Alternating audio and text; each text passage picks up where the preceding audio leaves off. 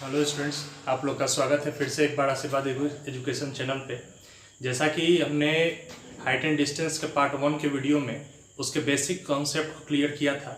आशा करते हैं आप सभी उस कॉन्सेप्ट से अच्छी तरह वाकिफ़ हो चुके होंगे।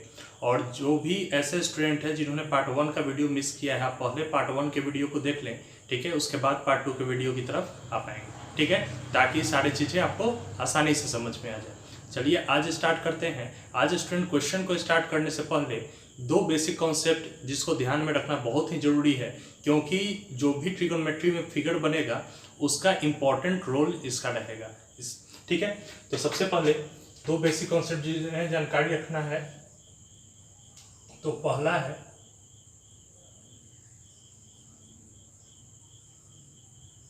ठीक है, जब हम किसी चीज़ को नीचे से ऊपर की ओर देखते हैं तो यहाँ जो एंगल बनता है, जब हम किसी चीज़ को नीचे से ऊपर की ओर देखें तो जो बनने वाला एंगल है वो कहलाता है एंगल ऑफ एलिवेशन। क्या कहलाता है स्टूडेंट? Angle of elevation. यानी मान लीजिए कि हम जमीन पे खड़े हैं और किसी ऊंचे बिल्डिंग्स को देख रहे हैं, किसी पोल को देख रहे हैं, किसी पेड़ को देख रहे हैं, या किसी पहाड़ को देख रहे हैं, या हवाई जहाज कोई जा रहा है, एरोप्लेन जा रहा है, उसको देख रहे हैं, ठीक है। तो ये एंगल कहाँ बन रहा है? तो हमारे आंखों से ठीक ऊपर की ओर बन रहा है, ठीक है। तो जब एंगल नीचे से ऊपर देखने पर बनता है, ठीक है, ऊपर की ओर बनता है, तो उस कंडीशन में उसे हम एंगल ऑफ एलिवेशन कहते हैं, ठीक है स्टूडेंट। अब अगला टाइप का हम लेते हैं फिगर। अगर मान लीजिए कि हम किसी ऊंचाई पे खड़े हैं, ठीक है, और नीचे किसी वस्तु को देख रहे हैं, ठीक है, नीचे किसी वस्तु को देख रहे हैं, तो हमारे हॉरिजन के साथ ये बनने वाला एंगल जो थीटा है, ठीक है, यह क्या कहलाएगा स्टूडेंट? तो इसे हम बोलेंगे एंगल ऑफ डिप्रेशन, ठीक है। क्या बोलेंगे स्टूडेंट? Angle of depression. यानी जब हम नीचे से ऊपर देखें तो एंगल ऑफ एलिवेशन, जब ऊपर से नीचे देखें उसे एंगल ऑफ डिप्रेशन, ठीक है। और एंगल ऑफ एलिवेशन को हिंदी मीडियम वाले लोग क्या बोलते हैं? उन्नयन कोण, उन्नयन कोण, ठीक है। एंगल ऑफ एलिवेशन को हिंदी मीडियम वाले क्या बोलेंगे? एंगल ऑफ एलिवेशन को उन्नयन कोण, और एंगल ऑफ डिप्रेशन को बोलेंगे अवनमन कोण। ये दोनों चीज काफी जरूरी है स्टूडेंट। ये चलते आप इस बेसिक टर्म को अपने माइंड में रख लें। जब भी हमको एंगल ऑफ एलिवेशन बोलेगा या उन्नयन कोण बोलेगा तो आप समझ जाइएगा कि वहाँ एंगल कहाँ बन रहा है, तो बेस के पास नीचे बन रहा है। और जब भी एंगल ऑफ डिप्रेशन कहेगा या अवनमन कोण कहेगा तो समझ जाइएगा कि ऊपर जो है वो क्षैतिज के साथ, ऑरिजिन के साथ लगा हुआ एंगल थीटा बन रहा है, ठीक है। इसको नोट कीजिए स्टूडेंट। पहले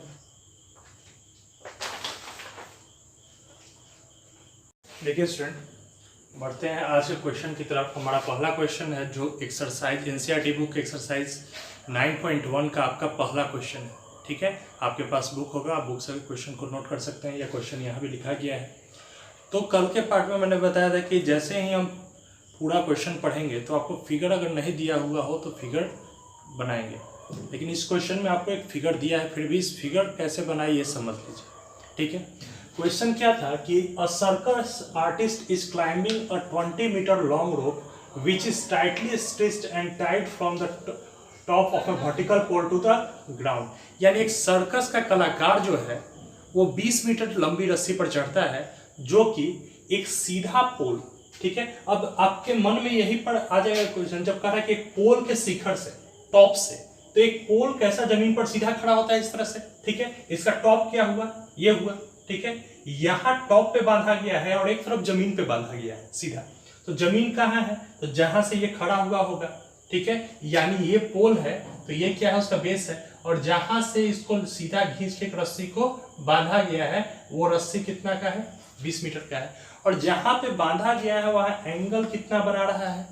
30 डिग्री का। हमको निकालना है कि इसका हाइट कितना होगा, पोल का हाइट कितना होगा। बहुत इजी स्टूडेंट क्वेश्चन आया। आपने कल का वीडियो अगर अच्छी तरह से देखा होगा तो आपको ये चीज समझ में आ रहा होगा कि जहां एंगल बनता है उसका ठीक सामने वाला साइड क्या होता है, परपेंडिकुलर होता है स्टूडेंट।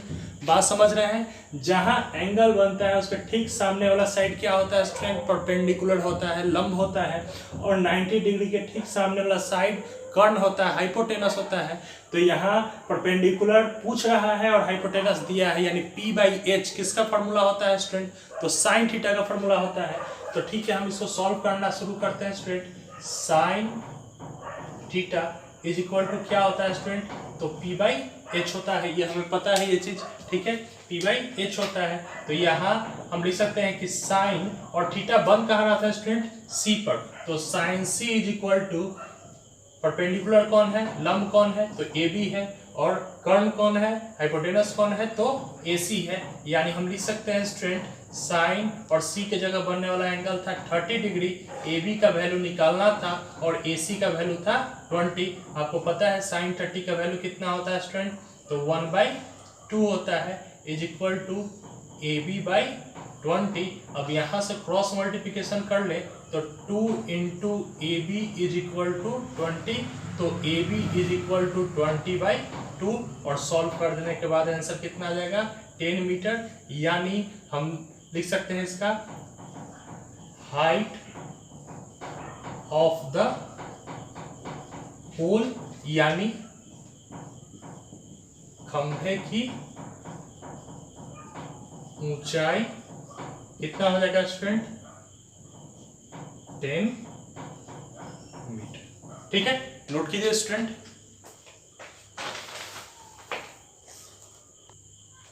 देखिए स्टूडेंट, बढ़ते हैं आज के दूसरे क्वेश्चन की तरफ। ये आपका एनसीईआरटी बुक का एक्सरसाइज 9.1 का क्वेश्चन नंबर 2 है। आज जितना भी क्वेश्चन बताया जा रहा है स्टूडेंट, सब अपने आप में एक टाइप है क्वेश्चन का, ठीक है। इसलिए आप एक क्वेश्चन सॉल्व करें मतलब एक टाइप के क्वेश्चन सॉल्व करने के लिए सीख रहे हैं। तो सभी क्वेश्चन को काफी ध्यान से समझिएगा।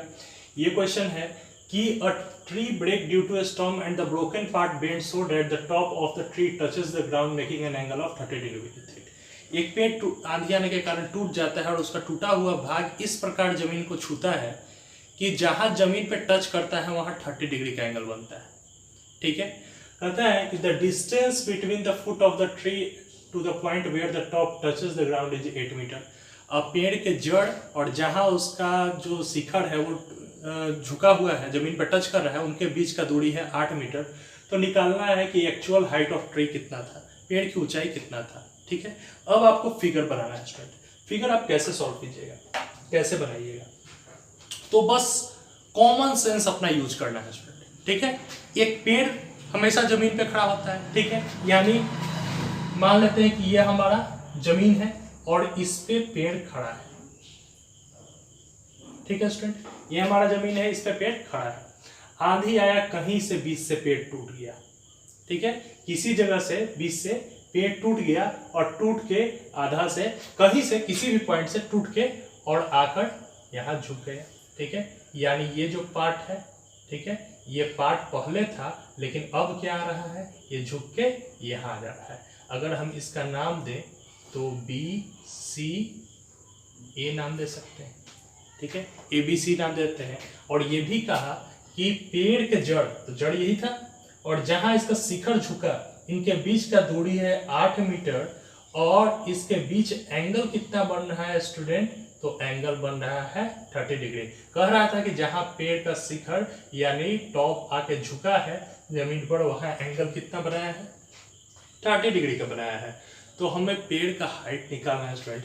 मान लीजिए यहाँ C लिखे हैं तो यहाँ C बेस, क्योंकि यही भाग यहाँ से टूट के यहाँ पे आगे झुक गया है, ठीक है।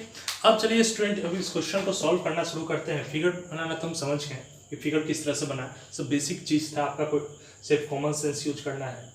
तो सबसे पहले आपको ये वैल्यू निकालना है AB का, क्योंकि यह पेड़ का वो भाग है जो अभी तक खड़ा है ना, ठीक है। यह पेड़ का वो भाग है जो अभी तक खड़ा है और यहाँ एंगल बन रहा है, तो इसके ठीक सामने वाला साइड ये परपेंडिकुलर है, ठीक है, इसके ठीक सामने वाला साइड ये परपेंडिकुलर है। तो ये क्या है स्टूडेंट, बेस है। और परपेंडिकुलर बाई बेस, लंब बटा आधार P/B किसका फॉर्मूला होता है, तो tan थीटा का होता है स्टूडेंट, ठीक है, यह चीज आपको पता है। तो सबसे पहले आते हैं इस क्वेश्चन में कि इन ट्रायंगल ABC, ठीक है, tan theta is equal to क्या होता है, पी बाई बी। तो tan थीटा कहाँ बन रहा था स्टूडेंट, अगेन सी पर बन रहा था। P परपेंडिकुलर लंब कौन सा है, तो AB है, और बेस कौन सा है, तो BC है। अब यहाँ लिख सकते हैं स्टूडेंट tan C की जगह 30 डिग्री, क्योंकि 30 डिग्री का एंगल बन रहा था। AB नहीं मालूम है, लेकिन BC का वैल्यू दिया था स्टूडेंट कि 8 है। tan 30 का वैल्यू कितना होता है स्टूडेंट, तो आपको पता है कि 1/√3 होता है, इज इक्वल टू AB। तो यहाँ से हम लोग क्रॉस मल्टीप्लिकेशन करते हैं, √3 AB इज इक्वल टू 1। तो AB सॉरी 8 था ना, 8, तो AB इज इक्वल टू कितना हो गया स्टूडेंट, 8/√3। ठीक है, AB का वैल्यू कितना आ गया स्टूडेंट, तो 8/√3। अब ध्यान दीजिए स्टूडेंट, चूंकि ये भी तो पेड़ का ही भाग है जो यहाँ झुका हुआ है, इसलिए अब हमको इसका वैल्यू भी निकालना पड़ेगा। ठीक है, तो ये बेस है, ये हाइपोटेनस है, तो B/H किसका होता है, आधार बटा कर्ण किसका होता है। ठीक है, तो आपको पता है कि cos थीटा का वैल्यू आधार बटा कर्ण होता है। ठीक है, बेस बाई हाइपोटेनस होता है। तो फिर हम चलते हैं, cos theta is equal to B/H। ठीक है, तो cos थीटा C पर बन रहा है, बेस हो गया BC और हाइपोटेनस हो गया AC। तो cos कितना C पर एंगल बन रहा है स्टूडेंट, तो 30 डिग्री का बन रहा है। BC का वैल्यू आपको 8 है और AC का वैल्यू फाइंड करना है। cos 30 का वैल्यू आपको पता है स्टूडेंट कितना हो जाता है, √3/2 इज इक्वल टू 8/AC। यहाँ से क्रॉस मल्टीप्लिकेशन कर लेंगे तो √3AC बराबर 8 2 16 और AC इज इक्वल टू कितना हो जाएगा स्टूडेंट, 16/√3। ठीक है, अब देखिए अगर इन दोनों को हम ऐड किए तो मेरा पेड़ का पूरा ऊंचाई निकल जाएगा ना। ठीक है, तो लिखते हैं हाइट ऑफ द ट्री या पेड़ की ऊंचाई is equal to AB plus AC। तो स्टूडेंट AB का वैल्यू था 8/√3 और AC का था 16/√3। जब इसका एलसीएम लिए तो √3, तो 8 प्लस 16 कितना हो गया स्टूडेंट, 24/√3। और कभी भी आपको बटा में रूट नहीं छोड़ना है, ट्रिग्नोमेट्रिक रेशियो में ये चीज बताया गया था। तो आप इसको रेशनलाइजेशन कर सकते हैं, 24/√3, √3 से ऊपर नीचे मल्टीप्लाई करते हैं तो कितना हो जाएगा स्टूडेंट, 24√3/3 और यहाँ काट देंगे 8 टाइम्स, यानी आंसर कितना आ गया, 8√3 मीटर। यही हमारा पेड़ की वास्तविक ऊंचाई है। ठीक है स्टूडेंट, नोट कीजिए।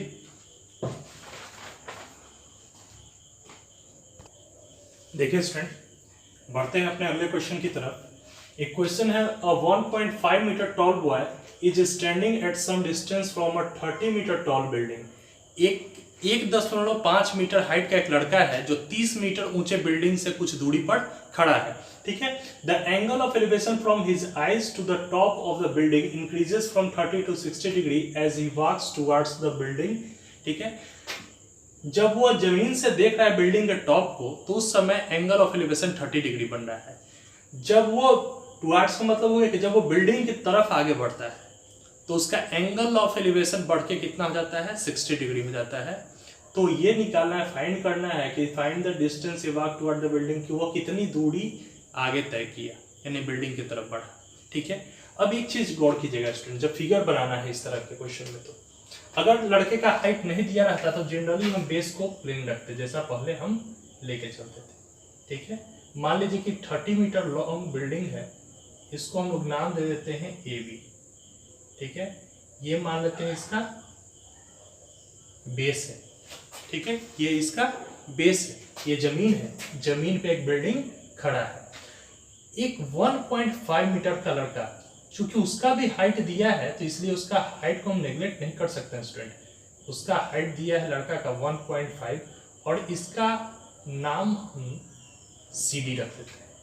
ठीक है स्टूडेंट, अब इसके आंख से जब यहां से देख रहा था इसके टॉप को, यानी बिल्डिंग के टॉप को इसने देखा, तो उस कंडीशन में ध्यान दीजिएगा, ये लाइन इंपॉर्टेंट इसलिए है कि उसका एंगल ऑफ एलिवेशन इतना ही दूर होगा। ये नीचे की ओर तो नहीं जाएगा, या तो वो अपने सीधा देख सकता है या तो ऊपर की ओर। जो एंगल ऑफ एलिवेशन बनता है वो हमेशा यहाँ से बेस से बनता है। तो ये जब यहाँ से देख रहा है ऊपर की ओर तो इसके सामने से इसको बेस माना जाएगा। वो कितना था? 30 डिग्री था स्टूडेंट। ठीक है, एक चीज माइंड में बैठा लीजिएगा, और अगर एंगल बढ़ रहा है तो समझिएगा कि साइड जो है नीचे वाला और नजदीक आते जा रहा है। आप जैसे कोई पहाड़ को देखते हैं काफी दूर से, छोटा नजर आता है, जब उसके नीचे चले जाते हैं तो आपको सर काफी ऊपर उठा के देखना पड़ता है, यानी एंगल ऑफ एलिवेशन उन्नयन कोण काफी ज्यादा बनने लगता है। तो जैसे जैसे कोण बढ़ता है यानी हम उस बिल्डिंग के नजदीक जा रहे हैं। ठीक है, तो जब ये कुछ दूर आगे गया, मान लेते हैं कि हम यहां तक वो पहुंचा, ठीक है, और इसको हम मान लेते हैं E और F, तो उसका एंगल ऑफ एलिवेशन बढ़ के कितना हो गया स्टूडेंट? तो एंगल ऑफ एलिवेशन बढ़ के हो गया 60 डिग्री। अब हमको फाइंड करना है कि ये कितनी दूरी तय करके गया, यानी DE का वैल्यू हमें फाइंड कर लेना है। ठीक है, अब चलिए इस क्वेश्चन को सॉल्व करने के लिए आते हैं। सबसे पहले हमको पता है कि यहां से यहां तक की दूर जो ऊंचाई है वो कितना दिया है स्टूडेंट? 30 मीटर। तो ये 1.5 है, तो ये भी कितना हो जाएगा? 1.5। इसका कुछ नाम नहीं है तो इसका नाम दे देते हैं जी। ये भी 1.5 मीटर। तो सबसे पहले हमको काम क्या करना पड़ेगा? तो A से लेके G तक का डिस्टेंस निकालना पड़ेगा।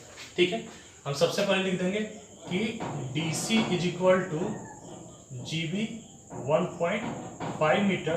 तो AG इज इक्वल टू हम AB माइनस GB करना पड़ेगा, यानी A से G तक का दूरी निकालना है तो ये पूरा डिस्टेंस में से हमको इतना माइनस करना होगा, तब ना हम इसको निकाल सकते हैं, फाइंड कर सकते हैं स्टूडेंट। ठीक है, तो हम इसको लिख लेंगे कितना? 30 माइनस 1.5, यानी आंसर कितना आ रहा है? 28.5। यह जो हाइट है AG का वो कितना आ गया? 28.5 मीटर। ठीक है स्टूडेंट, ठीक है। अब बढ़ते हैं आगे क्वेश्चन को सॉल्व करने के लिए। In triangle ADG, in triangle ADG, चूंकि राइट एंगल ट्रायंगल हमको देखना है, कितना राइट एंगल ट्रायंगल बना? एक ये बना, एक ये पूरा बना, यानी दो राइट एंगल ट्रायंगल बन रहा है। तो सबसे पहले हम बड़ा वाला में लेके चल रहे हैं। ट्रायंगल ADG में यहाँ एंगल बन रहा है तो इसके सामने वाला साइड ये परपेंडिकुलर होगा स्टूडेंट। ठीक है, आज चूंकि हमें बेस से रिलेटेड चीज फाइंड करना है, यानी ये दूरी निकालना है, तो इसका पूरा बेस कौन है स्टूडेंट? DG है, यानी परपेंडिकुलर दिया है, लंब दिया है और बेस पूछ रहा है। तो P/B किसका फॉर्मूला होता है स्टूडेंट? तो tan थीटा का फॉर्मूला होता है, आपको पता है। तो हम लिख सकते हैं tan theta is equal to P/B। तो tan थीटा किस पे बन रहा है? D पर। परपेंडिकुलर कौन है? AG है, और बेस कौन है? तो पूरा हमारा DG है। ठीक है, तो tan D पर एंगल बना 30 डिग्री स्टूडेंट। AG का वैल्यू 28.5, DG का वैल्यू फाइंड करना है, तो इसलिए tan 30 का value 1/√3 is equal to 28.5/DG। हम यहाँ से क्रॉस मल्टीप्लिकेशन कर लेते हैं, तो DG का वैल्यू कितना आ गया? 28.5√3 मीटर। इतना आ गया स्टूडेंट। ठीक है, अब चलते हैं हम दूसरे राइट एंगल ट्रायंगल AGE में या AEG में। लिख लेते हैं इन ट्रायंगल AEG।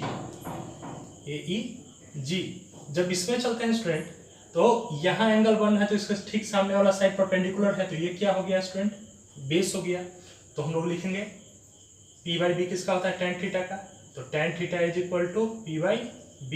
तो tan अब की एंगल किस पे बन रहा है? E पर, इज इक्वल टू परपेंडिकुलर हो गया AG और बेस हो गया, आधार हो गया AG। ठीक है स्टूडेंट, अब देखिए tan E के जगह एंगल कितना बना स्टूडेंट? तो 60 डिग्री। AG का वैल्यू कितना था? तो 28.5 और EG का वैल्यू फाइंड करना है। तो tan 60 का वैल्यू √3 बराबर 28.5/EG। क्रॉस मल्टीप्लिकेशन कर लेते हैं तो EG का वैल्यू 28.5/√3। ठीक है, इतना आ जाएगा स्टूडेंट। अब यहाँ से हम इसको रेशनलाइज भी कर सकते हैं, क्योंकि बटा में रूट नहीं छोड़ते हैं। तो 28.5√3 /√3 इंटू √3 क्या हो जाएगा? सिर्फ 3, क्योंकि 3 3 जा 9 ना, 9 का स्क्वायर रूट 3 होता है, और 3 से इसको काट सकते हैं 3 9 जा 27 और 3 5 जा 15, यानी कितना हो गया स्टूडेंट 9.5√3।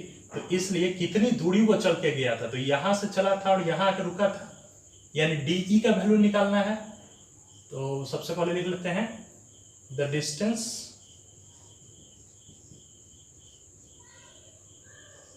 ही वॉक्ड, यानी तय की गई दूरी, जिसको हम डिनोट कर रहे हैं किससे स्टूडेंट, डीई से। तो डीई इज इक्वल टू कितना लिख सकते हैं, तो डीजी माइनस ईजी, यानी इसको 28.5 माइनस 28.5√3 माइनस 9.5√3, और यहां से सॉल्व कर देते हैं 0 यानी 19√3 मीटर। ठीक है स्टूडेंट, नोट कीजिए। देखिए स्टूडेंट, बढ़ते हैं अपने अगले क्वेश्चन की तरफ। ये आपके एनसीईआरटी बुक का क्वेश्चन नंबर 7 है। इससे ठीक जो पहले करवाया गया क्वेश्चन वो क्वेश्चन नंबर 6 था। हमने आज क्वेश्चन 1 किया, क्वेश्चन नंबर 2 किया, क्वेश्चन नंबर 6 और क्वेश्चन नंबर 7 लेके आए हैं। बीच में क्वेश्चन नंबर 3, 4, 5 आपको बेसिक कॉन्सेप्ट पर है। क्वेश्चन नंबर 1, 2 जिस तरह से सॉल्व हुआ उसी तरह से सॉल्व होगा, और हमें पूरा विश्वास है स्टूडेंट कि आप लोग उस क्वेश्चन को आसानी से सॉल्व कर सकते हैं। ठीक है, अब बढ़ते हैं इस क्वेश्चन की तरफ। तो एक क्वेश्चन है कि from a point on the ground the angle of elevation of the bottom and the top of a transmission tower fix at the top of a 20 metre high building are 45 and 60 degree respectively.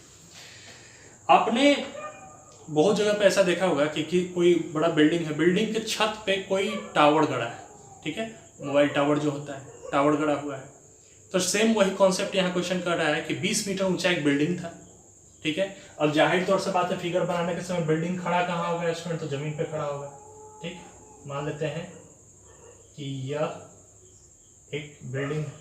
ठीक है, इसके ऊपर, ठीक है, तो building के ऊपर एक आपको क्या है, तो ये आपका बिल्डिंग हो गया, और बिल्डिंग के ऊपर एक ट्रांसमिशन टावर लगा हुआ है। तो इस तरह का टावर हम लोग बना लेते हैं स्टूडेंट।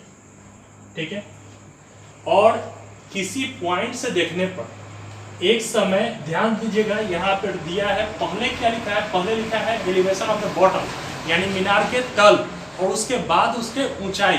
ठीक है, पहले तल, तो पहला तल को मिला लिए, इसका मीनार का तल को, और दूसरा में मीनार के ऊंचाई को मिला लिए का उन्नयन कोण। तो उन्नयन कोण आपको पता है कि नीचे से ऊपर देखने पर बनता है। क्रमशः मतलब पहला क्रम किसका आया था, ठीक है, यानी रिस्पेक्टिवली कह दिया, तो पहला किसका आया था क्रम, तो पहला आया था इसके तल का 45 डिग्री, और दूसरा कितना आया था 60 डिग्री। अब इसका हम नाम दे देते हैं ए, बी, सी और डी दे देते हैं। तो हमको सबसे पहले फाइंड करना है कि BC का वैल्यू तो 20 मीटर दे दिया, AB का वैल्यू कितना होगा, यानी मीनार की ऊंचाई कितना होगा, हमको फाइंड करना है। चलिए अब क्वेश्चन को सॉल्व करने पे आते हैं। तो आपको एक एंगल दिया है। ठीक है, सबसे पहले कितना राइट एंगल ट्रायंगल बन रहा है इसमें खोजना है। तो एक राइट एंगल ट्रायंगल BDC है और एक राइट एंगल ट्रायंगल ADC है। ठीक है, ACD है, बोल सकते हैं। तो सबसे पहले इस छोटे वाले में आते हैं, और इससे क्या है, दोनों में कॉमन क्या चीज है दोनों फिगर में, तो दोनों में CD क्या है, बेस कॉमन है। तो सबसे पहले बेस का वैल्यू हमें फाइंड करना जरूरी है। ठीक है, याद रखिएगा स्टूडेंट, जो कॉमन है दोनों फिगर में उसको फाइंड करना जरूरी है। ये 20 है, तो हम बेस निकाल सकते हैं इस छोटे वाले ट्रायंगल में चल के। तो सबसे पहले लोग चलते हैं कि इन ट्रायंगल BCD, अच्छा यहाँ एंगल बन रहा है, तो ये परपेंडिकुलर है, तो ये क्या हो जाएगा स्टूडेंट, बेस हो जाएगा। ये लंब है, तो ये क्या हो जाएगा स्टूडेंट, आधार हो जाएगा। तो आपको पता है कि tan theta is equal to क्या होता है, P/B, क्योंकि परपेंडिकुलर और बेस में रिलेशन है, यहाँ लंब और आधार में रिलेशन है। तो tan थीटा बन कहाँ रहा है, D पर, इज इक्वल टू परपेंडिकुलर कौन है, तो BC है, और बेस कौन है, तो DC है। तो tan 45 डिग्री, BC का वैल्यू 20, DC नहीं पता है, तो 20/DC, तो DC is equal to 20 metre. ठीक है स्टूडेंट, अब यहां से चलते हैं दूसरा राइट एंगल ट्रायंगल ACD में, इन ट्रायंगल ACD। अच्छा, अब हमको बेस पता चल गया है स्टूडेंट, ठीक है, हम मान लेते हैं कि लेट द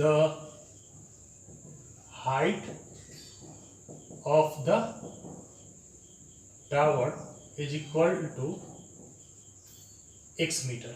यहाँ पे हम लिख लेंगे कि हिंदी मीडियम वाला माना मीनार की ऊंचाई कितना है, x मीटर है, तो इसलिए AC बराबर हम लिख सकते हैं AB plus BC।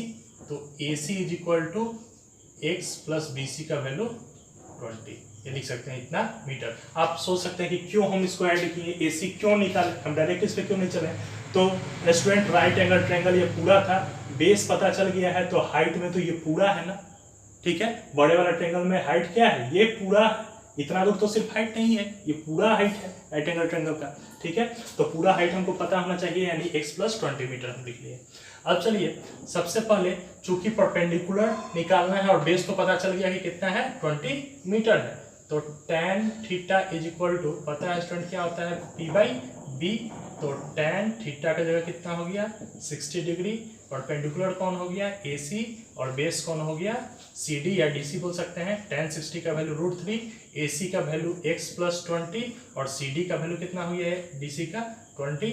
Cross multiplication कर लेते हैं student, 20√3 is equal to x plus 20, plus में 20 इधर आएगा तो माइनस में, यानी x बराबर 20√3 माइनस 20, तो x is equal to 20 common ले लेते हैं स्टूडेंट, तो कितना बच गया √3 माइनस 1 मीटर, यानी हम x किसको माने थे, हाइट ऑफ द टावर, तो इसलिए लिख देंगे height of the tower, height of the tower यानी मीनार की ऊंचाई इज इक्वल टू कितना हो गया स्टूडेंट 20√3 माइनस 1 मीटर, ठीक है। तो आशा करते हैं स्टूडेंट जितना भी क्वेश्चन आज आप लोग को करवाया गया आप लोग सब समझ चुके होंगे। आप लोग प्रैक्टिस कर लीजिएगा इस क्वेश्चन को, जो कि एनसीईआरटी का आपका एक्सरसाइज 9.1 का 7 क्वेश्चन खत्म हो चुका है और ये काफ़ी इंपॉर्टेंट क्वेश्चन ये सब है, तो इन सब का रिवीजन जरूर कर लें आप लोग, ठीक है। इसको अच्छी तरह से नोट्स कर लें। और एक बात और है जो हम आप लोगों से कहना चाहते हैं कि आप लोग पढ़ाई को थोड़ा सीरियसली लेकर चलिए, ठीक है। अभी आपके पास टाइम है, लॉकडाउन का पीरियड चल रहा है, आपके पास समय है, तो समय का सही उपयोग कीजिए। आपका पीछे से भी रिवीजन होते रहना चाहिए और आगे भी आपका कोर्स बढ़ते हुए रहना चाहिए, ठीक है। तो आगे कोर्स आपका बढ़ रहा है, आपको ज़रूरत क्या है, तो पीछे का रिवीजन करते रहने का, ठीक है। फॉर्मूला पर खास करके कमांड रखने का, ठीक है। वैसे स्टूडेंट जो नए हैं वो सब्सक्राइब जरूर करें इस चैनल को, क्योंकि धीरे धीरे हम काफ़ी सारे इंपॉर्टेंट वीडियोज़ लाने वाले हैं। और आप लोग से एक और रिक्वेस्ट है कि जो भी लोग आप अपने फ्रेंड तक अगर वीडियो को देख रहे हैं, आपको अच्छा लग रहा है, अगर चीज़ें समझ में आ रही हैं, तो अपने फ्रेंड तक ज़रूर से ज़रूर इसको शेयर कीजिए, उन्हें भी सब्सक्राइब करने के लिए चैनल को बोलिए, क्योंकि जितने ज़्यादा से ज़्यादा लोग इस वीडियो को देख पाते हैं तो उनका जो रिस्पॉन्स है वो हमें भी मोटिवेट करता है कि और अच्छे से अच्छे वीडियो हम लोग ला सकें, ठीक है। तो आप लोग ज़्यादा से ज़्यादा इस वीडियो को अपने दोस्तों तक शेयर कीजिए, ठीक है, लाइक कीजिए और मतलब जो पीछे का रिवीजन है अपना जारी रखिए, ठीक है। धन्यवाद।